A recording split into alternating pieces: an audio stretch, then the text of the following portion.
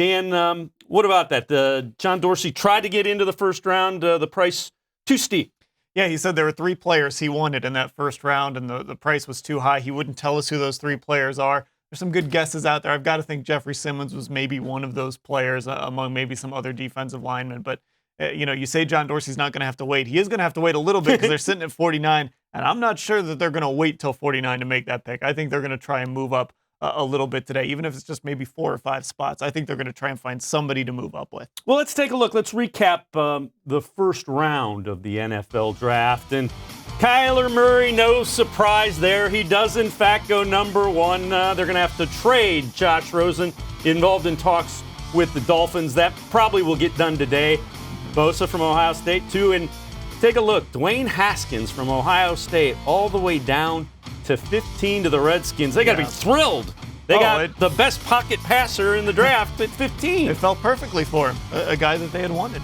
You see what the North has done. Devin Bush, that's a really good linebacker. Don't want to see him a couple times every year. And then a pretty big-time wide receiver by the Ravens as well. Yeah, if Lamar Jackson does come back a better thrower this year, which is what he needs to do, dealing with Hollywood Brown is going to be an issue for this Browns secondary. Denzel Ward versus Hollywood Brown is just going to be a pure speed matchup. It's going to be fun. Well, let's welcome in Jake Burns from the Orange and Brown Report. Jake, we appreciate the time as always. What kind of stood out? Any surprises? What grabbed your attention with round 1 of the NFL draft? You followed it really closely. Yeah, no, I think there were certainly, my attention went to 2 teams that had 3 picks, right? New York had 3 picks that they actually moved up late to get a 3rd pick. And then Oakland also had 3 picks in the first round. So you were kind of paying attention to what those teams were going to do in their situations, the kind of guys that they would be able to take. Daniel Jones was the first wow moment I thought that we could have on air. I thought last year we had the wow moment early with Baker, but we get Daniel Jones at 6. Cleveland Farrell was a bit of a surprise at 4. Seemed like everybody thought he was going to go towards the teens and Oakland could grab him a little bit later. They decided to go against it. So those were 2 sort of early surprises. Then you sort of get later on, what caught my eye was there wasn't a corner. We're going to talk about this, but there wasn't a corner that came off the board until pick 30 with DeAndre Baker going to New York.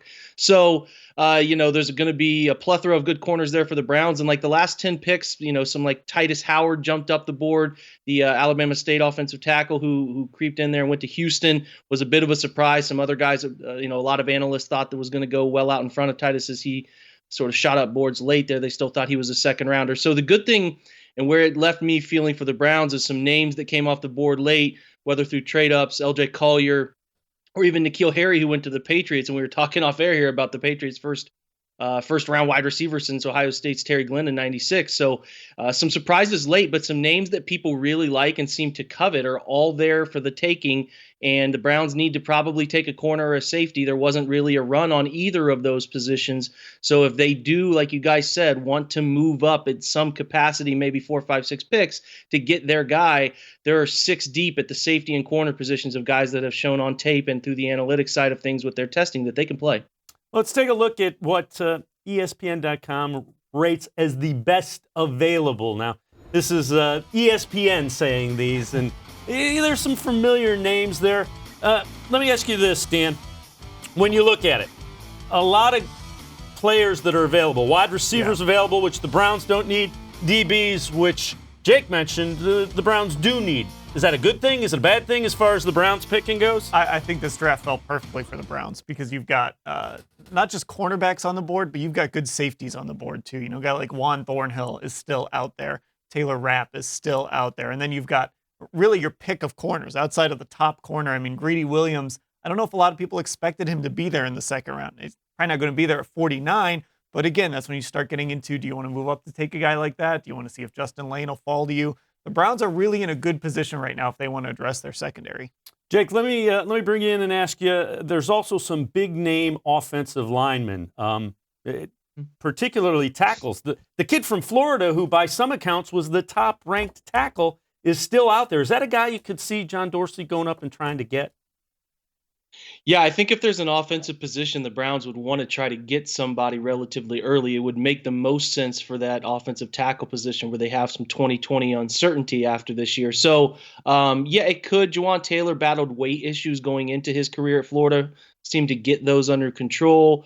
It still seems to be cropping up with scouts, and he has had a knee red flag that has popped up. So that's going to speak to a guy who, if you mix in his inability to sort of, I think the strong part of his game is run game, power game. He does not perform well as some of the others like Andre Dillard, who went to the Eagles at 22, does not perform well in pass protection from the technician side and the footwork side. So you're running into teams saying, we don't really necessarily want to jump up here and take a run grading sort of tackle. We'd rather get somebody who's more of a pass protector by nature, and then you mix in the red flags of the weight and the knee, so you see a guy fall down the board. I still think he's a good player. He's there for the taking. Greg Little from Ole Miss is still there. Yadni Kajusta is still there. Dalton Reisner from Kansas State is another name that is still there. So if they want to, like Dan and I mentioned, corner and safety is full too. If they do feel like the tackle is there as the best player on the board, they're probably going to be more than tempted to take that player right there.